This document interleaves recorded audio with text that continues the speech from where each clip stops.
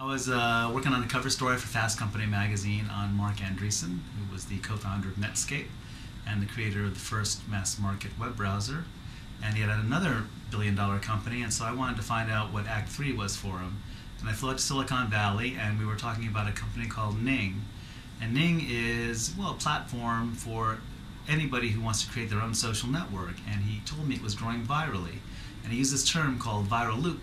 And I'd never heard that expression before, and then he explained that a viral loop is when a company grows virally, user to user, when the users spread the product, and it's etched into the business plan. And some of the most iconic companies of our time, from Facebook to Twitter to MySpace to Friendster to LinkedIn, were all viral loop companies, and I thought I'd never heard of this.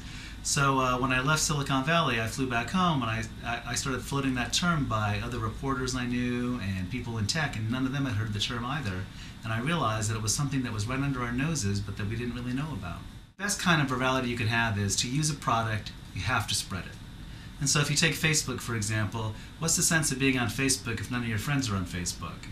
So you have a vested interest in attracting people to Facebook. Or if you're, Skype is a great example because, Skype offers you free phone calls anywhere in the world. That's a pretty compelling value proposition. But, the thing is you have to download some software and buy a headset.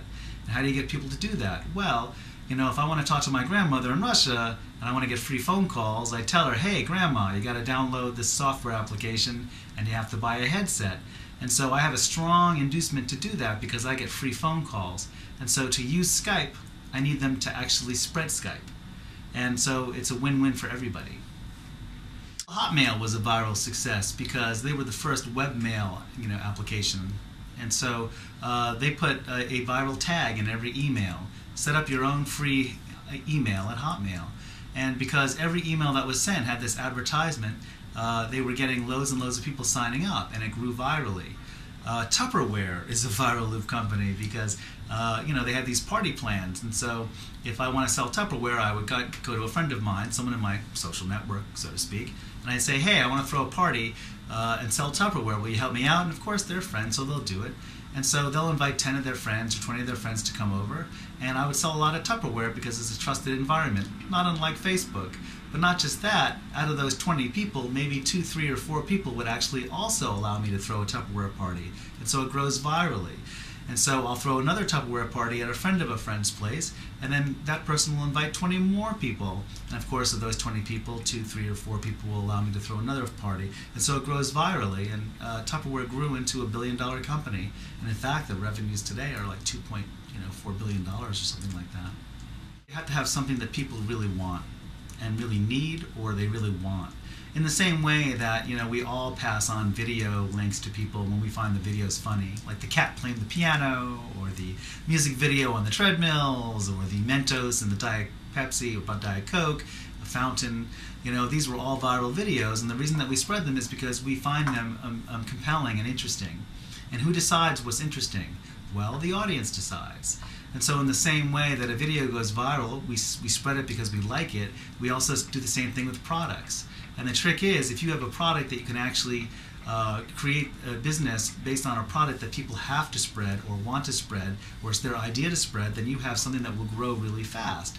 And so typically a viral loop company like Hotmail or Facebook or Twitter or LinkedIn or any of the other viral loop companies I write about, they grow incredibly fast. They have tens of millions of users within the span of, let's say, 18 months or 2 years. Sometimes companies seem to have hit saturation, but they haven't.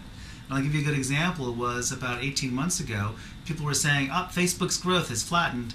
The growth that wants to be on Facebook is already on Facebook. And of course, that's not true because now they've already hit 350 million users. What they had to do is they had to tweak the product. Because when you grow virally and you're growing very fast, tiny little changes, it's like taking a missile and changing the degree, just 1 degree off, and all of a sudden you end up on Pluto. Right? You can change direction because you're growing so fast. Little changes can reap huge dividends and huge changes. And what Facebook did is they realized that virality works 2 ways. Virality is not just growing the number of users, and they've done very good at that, but it's also internal virality is what I call it. You have to make more interaction between the users on Facebook, and that's what they did. They found little ways to keep people more in touch. For example, if you're on Facebook today, they might send you a reminder, hey, you haven't talked to Jeb in a long time, why don't you send him an instant message? Or, hey, Dave knows Allison, maybe you should know Allison too. And those little changes actually help Facebook get back on track and grow incredibly fast. And now, I mean, like basically 1 year ago, MySpace and Facebook had about the same amount of traffic. And today, Facebook's traffic is almost 3 times MySpace's traffic. I think that there have been failures. Friendster is the poster boy for failure in the viral loop scheme. And that is, what they did is they couldn't scale. They were growing really rapidly, but they didn't really, they had some inherent problems with their architecture.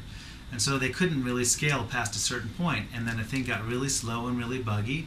And they coupled that with problems of content, where the founder of the company was really adamant about, you know, a certain quality of photos and not having risque photos, and he was policing it kind of in a heavy-handed way. And so users left and they went to Facebook, or they went to MySpace, or they went somewhere else, because inherently users can go somewhere else. You're only one click away from something else online. And so you have to retain their interest and give them something of value in return. And you can alienate your users. In the case of Facebook, yes, they've been all this hue and cry over privacy issues, and I know some people are very concerned about that, but I suspect that the vast majority of Facebook users don't really care.